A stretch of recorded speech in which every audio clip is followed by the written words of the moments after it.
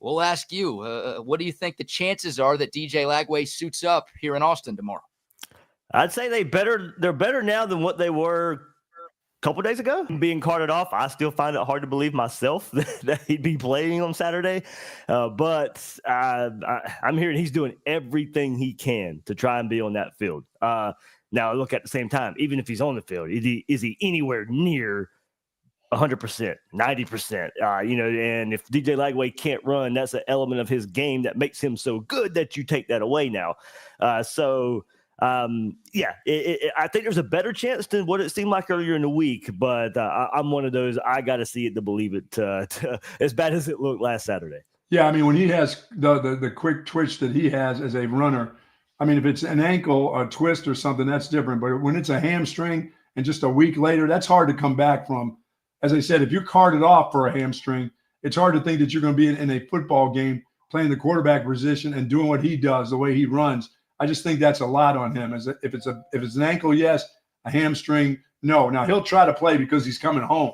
You know how bad he'd like to be playing against the Texas Longhorns for sure. Absolutely. Look, he makes Florida's offense so much better. I mean, all the explosive in Florida offense comes from DJ Lagway at quarterback. So although a very hard path to even see Florida making this somewhat competitive, Lagway's not there. Yeah, David, kind of following up on that. If DJ Lagway is not there, tell us a little bit about Aiden Warner, the Yale transfer. He obviously finished the game last week against Georgia. I'm sure he's been getting most of the first team reps in practice this week. Tell us about him and what he brings to the table. Yeah, I mean, most of what we have all seen, it goes back to last week versus Georgia, 7-22, Look, credit for him. I don't think the moment got too big for him. I just think Georgia's that much better against a third-string quarterback when you're playing in that environment. So, of course, now you get to build a game plan around him, and of course, I think that goes to Florida running the ball a good bit more. But now when he drops back to pass the ball, now last week you go to it. I'm not going to call him a running quarterback, but he was able to escape pressure. He was able to keep a play alive and and try to get the ball down the field a little bit. Look, his first throw, I mean, when he comes out and Florida goes deep. Now, we didn't see it after that, but it lets you know they're not afraid to let him go and try to throw the ball deep. So I think it's going to be a lot of staples of Billy Napier's offense. It's going to be sprint rollouts, rolling him out, flood concepts to make some, easy high to low reads for him.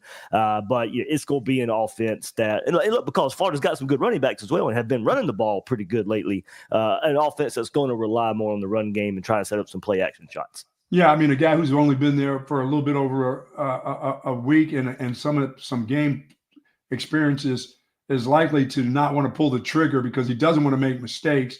He wants to keep that position. He doesn't want to get the four-string quarterback taking his place. So right. They're apt not to throw the ball when some things are there, and they're apt to take off and try to run the ball in order to keep the chains moving. So that's a tough predicament for him. Plus, it's a team that's starting to play a little bit better offensively and defensively.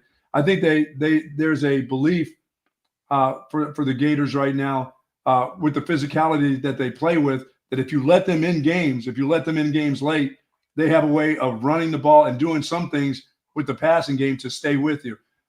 David, what's your thoughts on if a team gets up on them early, them trying to play catch up? That will be a problem, I think, in Austin. I think the Texas Longhorns are going to come out because they haven't started fast in quite a while. It's been a while for this team. This team is just kind of, I don't know, I wouldn't say lollygag, but they've kind of taken their time and taken a couple series. Florida would love for you to take about 4 or 5 series to get yourself going. And for me, for Florida, if you get going early against them right now, the Gators, and you get the halftime lead, that's where the problem comes in. Yeah, I think so too. I think I saw the stats somewhere this week. Texas at like 70-17 in the first quarter, I think, outscoring opponents. Mm-hmm. So the capability of getting off to a fast start for Texas is there, and really putting the pressure on Florida. So yeah, absolutely. I mean, as we know, Florida probably wants to run the ball. If Texas comes out and gets up 14-0 right away and takes Florida out of that game plan, it does not set up very well. Florida's defense has been playing much better, but some injuries in the back end too now come into question to see if now keep the communication part of the defense there to keep some big plays from happening for Texas. I think, kind of coming like we looked at the Georgia game last week from the Florida side. Carson Beck was coming into the game turning the ball over. And I think Ewers has had 4 interceptions in the last 3 games or whatever. Yep. So I think the plan would be to, hey, We've caused a lot of turnovers on defense. Let's see if we can get that going early on as well to keep ourselves in this game. Florida wants to make this game as ugly as possible. They want to go play hard, tough defense and go grind out 8-9 play drives and keep that Texas offense on the sideline. But yeah, that would be a worry of mine, Bucky, with Texas getting off to a fast start. Texas gets off to a fast start, and if Lagway's not there and not 100%, or if Warner's the guy, it's tough to see a comeback in that scenario. David Waters of Gators Breakdown joining us here on Texas Sports Unfiltered. And David, yeah, the last 5 games, right? I mean, I don't know if you heard it, but we just played Steve Sarkisian from his press conference yesterday, and he talked about how Florida's kind of turned a corner, right? 3-2 in their last 5 games. The only losses at Tennessee in overtime, and then a game against Georgia last week that was tied with less than 5 minutes to go. Early on, a blowout loss to Miami, a blowout loss to Texas A&M. What's kind of changed? I mean, maybe it's just quarterbacks, but there's got to be something else. What's sort of been the difference for Florida in this recent turnaround where they've been a hell of a lot more competitive? Yeah, no, it's mainly the defense. I mean, I know, like you said, everybody wants to look at Graham Mertz to DJ Lagway, but it's been the defense. I mean, this Florida defense for the first couple of big games of the season against Miami, against Texas A&M, looked like the same Florida defense we've seen the last couple of years. Then a bye week hit. And they went back to the drawing board. They had a lot of conversations between coaches and players, a lot of heart-to-heart moments. So, like, what are we doing here? Going back to basics. Ron Roberts going into the booth, Austin Armstrong coming down to the sideline. They changed a lot of things on that side of the ball. And you knew coming up at the time, Florida's rush defense was awful in those 2 big games early in the season. Well, then you were playing run-heavy teams, UCF, Tennessee, and Kentucky, knowing the run defense had to step up, and they absolutely did. They shut those offenses down as far as running the ball goes, and that was really the staple of turning the defense around. But then you got your first passing attack, first balanced offense against Georgia last week, and you were able to come up with a whole bunch of turnovers and keep yourselves in that game. So it really goes back to that first bye week, and Billy Napier has talked about it a whole lot the last few weeks of why that big change. And he goes back to, look, we finally just got on the same page with players and coaches. The players demanded a different approach on that side of the ball. They wanted more accountability. They wanted more competition in practice. They started doing one-on-ones. They started separating teams. They started keeping score. And it was, now a lot of Gator Nation's like, why did it take that long to see that? Why wasn't this revealed somewhere in the fall camp and you were more ready for Miami and more ready for Texas A&M? So look, you get credit for turning it around, but it's hard to give so much credit when you dug yourself the hole to begin with. So, but absolutely, they are playing much better as a team. But to me, it goes back to the defense playing a whole lot better. Is that what's going to change the fate of Florida football? I mean, as much as Billy Napier is an offensive kind of guy, but that defense is what has been around with Florida for a long time. Big kids, big athletic kids, big long wide defensive backs that can make plays, and linebackers. Is that what's going to change? I mean, whether it's the portal or recruiting, and now you're having to, a Miami team that's having a bunch of success. Florida State is not. I mean, can Florida get back on with their defense more so than what they have to do? Because Lagway will be around for a while. I mean, he'll be back whether he's here for this game or next game or next year. They'll get better offensively because they'll have special types of players from the state of Florida that will want to come there. Legacy kids that'll want to come there and play. But will defense be the determining factor in getting this group back to where they need to be? Yeah, I think so. Because, I mean, you go look at the recent history of Florida football and kind of going to your point, defense was a given. You didn't worry about the defense. That's right. You get those athletes, like you said, and Florida was going to have a good defense. And then 2020 hits. And look, Florida was a national championship contender going into 2020. In 2019, under Dan Mullen and Todd Grantham, Florida's only losses were to Georgia and LSU. So here we are thinking the next step is, you just got to beat the elite teams. You just got to take that step to the elite teams. And then for whatever reason, the defense just falls off the face of the earth and never recovered. And so it's just been a revolving door of coordinators under different head coaches. Because Dan Mullen gets rid of Todd Grantham, Billy Napier comes in, brings in Patrick Toney. He only lasts a year. Then bring in Austin Armstrong last year, and then you bring in Ron Roberts to help him out this year, and it's finally paying some dividends. They've recruited well on that side of the ball. You can kind of start to see a lot of the young talent on that side too. They've hit the transfer portal well, getting Pup Howard, who was from Jacksonville. They lost him originally to South Carolina. He comes back now to Florida after a year at South Carolina and is the best linebacker already on this squad. So you can see you can see the path forward. And I do think going to the point, if Florida wants to get back to being the Florida of old, get a defense that you can just rely on, because as you said, there's a lot to have a belief in on offense. Sure. Billy Napier, an offensive guy. Maybe he hires an offensive coordinator next year to take some stuff off of his plate. But there's a lot to build around DJ Lagway, and that's got to be your path forward. David Waters of Gators Breakdown joining us this morning. And that's a perfect segue, David, because yesterday, big news. I'm sure you guys were all over this on the podcast. Scott Strickland coming out and giving the vote of confidence to Billy Napier, basically saying that regardless of how this last month of the season plays out, Napier will be back in Gainesville next season. Your thoughts, but also Gator Nation's thoughts on that big announcement yesterday. Since you brought it up, give me a sec. I'll pull up a poll I put up yesterday, so you can get a good sense, at least on Twitter, of Gator Nation's thoughts. So out of 3,700 votes, I asked, do you agree with the choice to let Billy Napier continue as head coach of the Florida Gators? 69% say no out of 3,700 votes. So now that's Twitter. You know, sure. Your reputation of Twitter is whatever it is. But you know, that's a pretty good sample size right there. And look, that seems to be the thought there. You'd probably we'll see what happens with Lagway in the rest of the season. But right now, you might be staring another losing season in the face. So that would be 3 losing seasons in a row for Billy Napier. His first 3 years at Florida, that you start off with a losing record. Look, there does seem to be a lot of promise with what you see on the field, and like we mentioned the team playing hard. But at what point do wins and losses start mattering? And for a lot of the fan base, they've gotten to that point. You know, rarely do you get 3 years that look like this and continue on. Florida. At Florida, we fired coaches for much less than this, and you may be getting another chance here. So look, and I said it yesterday. This is not a reset. You know, this is. I'm sorry.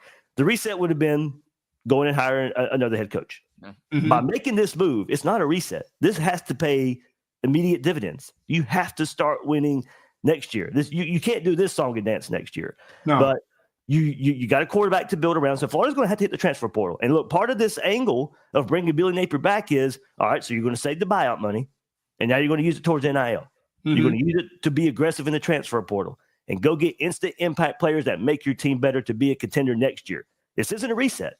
You have to contend next year if you decide to bring Billy Napier back. So, look, I broke it down like this. Has he earned a 4th year? He's not. He hasn't. So the plan now is hope and patience. Mm. That's got to pay off. Wow. Yeah. David, let me ask you this. When you look at the Texas football team, very similar in a lot of ways to what Florida had been before. Unbelievable defense. And nobody thought of Texas as last year they were incredibly fantastic on defense. And so much more this year. Mm-hmm. It's starting to be built like the Florida teams of old. Great athletes on defense. Really a lot of depth at a lot of positions. Offensively, the quarterback, who everybody thought was going to be something very, very special, has been okay. He's been okay. And then he got injured, which we've seen him get injured, since he's been here at Texas, and still now trying to find his way, trying to get back into quarterback shape of what we expected him to be. Tons of wide receivers. Sark, of course, is going to have tons of wide receivers, but are you surprised at what you see from Texas on the defensive side of the football? Yeah, for sure. And it starts up front. And that's going to be the big matchup for me, because it's pretty simple what Florida probably is going to want to do. Even if Lagway's out there, you're not going to run him. So they're going to run. They're going to run certainly their running backs there. So as you said, it's just athletes. They can match up pretty well with what Florida wants to put out there. Florida's played really well in the trenches. Georgia loaded the box late last week, and Florida was still able to put the rushing yards up. So there has to be some confidence that they can lean on that. But as you're saying, this Texas defense, you look at, and I know people will point to the schedule, but here's the thing. They're doing what they're supposed to be doing. When you play a schedule like that, you're supposed to be number 1 in a lot of categories. You're supposed to be top 5 in a lot of categories. And that's exactly what we've seen from this Texas defense. So absolutely, it's certainly that they can, with what we've seen so far, it looks like they can probably, with a limited Florida offense, can have their way. Yeah. And that would be the worry from the Florida side of things. You know what, Dave? You are the only person, and Florida is the only fan base that is allowed to trash Texas's schedule. I'm so tired of hearing all of these other teams in the conference that are also playing weaker schedules saying that Texas hasn't played anybody. No, Florida's played the toughest schedule in the country. So you guys have the right to complain about who Texas has played this year because y'all have played a gauntlet. And obviously, it doesn't get any easier tomorrow. And it's not a complaint from my side. I mean, like I said, you besides the Georgia game have done what you're supposed to be doing. I mean, especially for the defense. I mean, you're right. There's not enough credit for doing the things you're supposed to do in college football. And looking at Texas defensive stats, hey, that's what you're supposed to be doing against those opponents. Hey, last one for me, David, and we appreciate your time this morning. I've got to ask a question about Desmond Watson. I think he's my favorite player in college football, right? Listed at 449 pounds, which probably means he's closer to 460 or 470. Steve Sarkisian talked about him yesterday and said he recruited him at Alabama, and despite the size, he's actually got a little twitch. So is Desmond Watson more than just a big, fat body? Can that guy actually do some things on that Florida defensive line? Yeah, he can move. He can move for his size. And Florida, look, this is the thing about Florida's defense. We've seen, like I said, we've seen growth. They've used, going back to the Georgia game last week, they started using Watson in some different scenarios. They had him at defensive end last week in a certain scenario.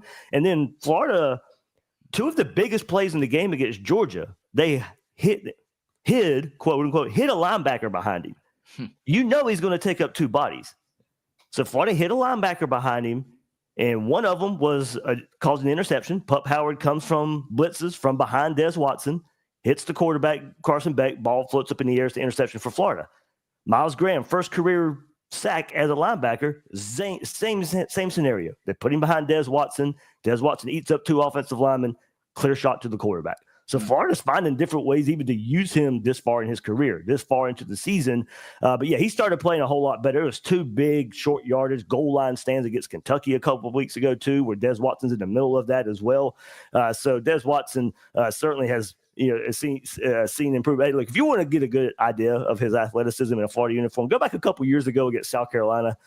He recovers a fumble and he's like stiff arming who's the South Carolina quarterback Rattler. at the time. It's Rattler. Yeah, stiff arming Spencer Rattler, all that kind of stuff. So that's what I think one of Gators Nation's favorite plays with Des Watson. But yeah, certainly eye-popping when you look at Florida's defensive line.